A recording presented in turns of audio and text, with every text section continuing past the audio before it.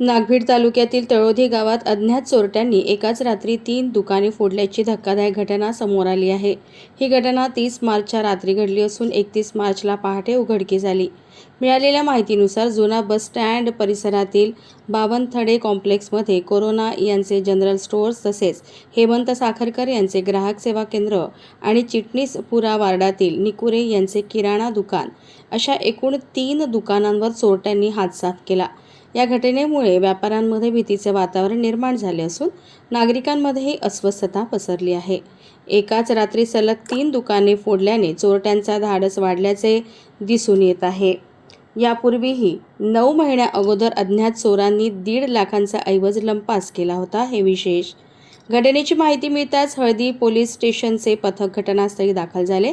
यावेळी PSI लांबट यांनी पंचनामा करून अज्ञात आरोपींविरुद्ध गुन्हा दाखल केला आहे। पुढील तपास सुरू असून आरोपींचा शोध घेण्यासाठी पोलिसांकडून प्रयत्न सुरू आहेत। दरम्यान गावात रात्रीच्या गस्तीत वाढ करण्याची मागणी स्थानिक नागरिकांकडून केली जात आहे।